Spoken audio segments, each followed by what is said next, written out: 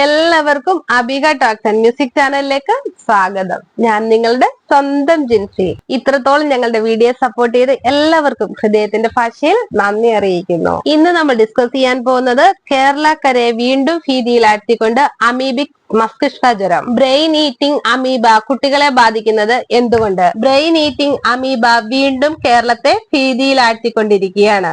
3 മാസത്തിനിടെ ഈ രോഗാണു മൂലമുള്ള അമീബിക് മസ്തിഷ്ക ജ്വരം ബാധിച്ചതിനെ തുടർന്ന് 3 പേരാണ് കേരളത്തിൽ മരിച്ചത്. എങ്ങനെയാണ് ഈ രോഗം ഉണ്ടാകുന്നത്, ഈ രോഗം പടരുമോ തുടങ്ങിയ കാര്യങ്ങളെ പറ്റി നമുക്ക് പരിശോധിക്കാം. അമീബിക് മസ്തിഷ്ക ജ്വരം പകർച്ചവ്യാധിയാണോ? അമീബിക് മെനിഞ്ചോ എൻസെഫലൈറ്റിസ് എന്ന അമീബിക് മസ്തിഷ്ക ജ്വരം പകർച്ചവ്യാധി അല്ലെന്ന കാര്യമാണ് നമ്മൾ ആദ്യം മനസ്സിലാക്കേണ്ടത്. 3 മാസത്തിനിടെ 3 പേർ രോഗം വന്ന് മരിച്ചുവെങ്കിലും ഇത് വ്യത്യസ്ത ജില്ലയിൽ ഉള്ളവരാണ്. രോഗം വന്ന് മരിച്ചവരെല്ലാവരും രോഗബാധയ്ക്ക് മുമ്പ് പൊതുകുളങ്ങളിൽ കുളിച്ചിരുന്നു.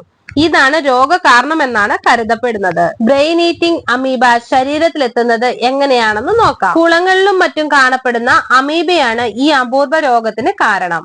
ബ്രെയിൻ ഈറ്റിംഗ് അമീബ എന്നാണ് ഇത് അറിയപ്പെടുന്നത്. മൂക്കിലൂടെയാണ് സാധാരണയായി ഈ അമീബ ശരീരത്തിലെത്തുന്നത്. പിന്നീട് നേരെ തലച്ചോറിലെത്തുന്നു. തലച്ചോറിലെ നാഡീകോശ ജാലകങ്ങളെ ആഹാരമാക്കുന്ന അമീബ രോഗബാധ ഉണ്ടാക്കുന്നു. മനുഷ്യരിൽ നിന്നും മനുഷ്യരിലേക്ക് രോഗം പകരുകയില്ല. രോഗലക്ഷണങ്ങൾ എന്തൊക്കെയാണെന്ന് നോക്കാം. സാധാരണഗതിയിൽ രോഗാണു ശരീരത്തിൽ പ്രവേശിച്ച് 1 മുതൽ 9 ദിവസത്തിനിടെ രോഗലക്ഷണങ്ങൾ പ്രത്യക്ഷപ്പെടാം.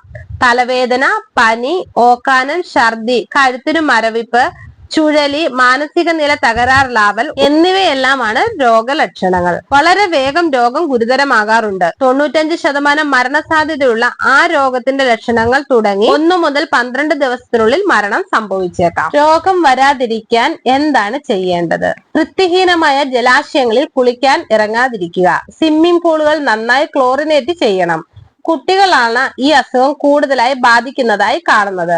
ആയതിനാൽ കുട്ടികൾ ജലാശയങ്ങളിൽ ഇറങ്ങുമ്പോൾ ജാഗ്രത പാലിക്കണം. കുളങ്ങളിൽ കുളിക്കുമ്പോൾ സ്വിമ്മിംഗ് നോസ് ക്ലിപ്പുകൾ ഉപയോഗിക്കുന്നത് രോഗം ബാധിക്കാതിരിക്കാൻ സഹായകമാകും.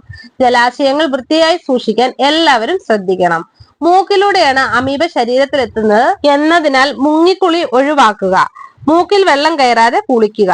വെള്ളത്തിലേക്ക് ചാടുമ്പോഴോ മുങ്ങാങ്കുഴി ഇടുമ്പോഴോ വളരെ ശക്തിയായി വെള്ളം മൂക്കിലേക്ക് അടിച്ചു കയറും വഴിയാണ് അമീബ തലച്ചോറിലെത്തുന്നത്. കുട്ടികളിലും യുവാക്കളിലും ഈ രോഗം കൂടുതലായി വരാനുള്ള കാരണമാണിത്. ഈ പ്രായത്തിലുള്ളവരാണ് കുളങ്ങളിലും മറ്റും ചാടിക്കുളിക്കുന്നത്.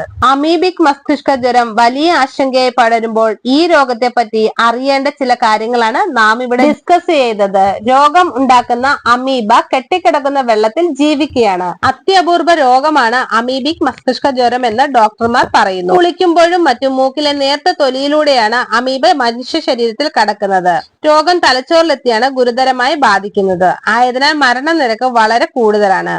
രോഗാണു ശരീരത്തിലെത്തിയാൽ രോഗലക്ഷണങ്ങൾ പ്രകടിപ്പിക്കാൻ ഒരാഴ്ചയെങ്കിലും എടുക്കും എന്നതും വെല്ലുവിളിയാണ്. തലവേദന, പനി, ഛർദി എന്നിവയാണ് രോഗലക്ഷണങ്ങൾ. അതേസമയം രോഗം ഒരാളിൽ നിന്നും മറ്റൊരാളിലേക്ക് പകരുകയില്ല എന്നും വിദഗ്ധർ പറയുന്നു.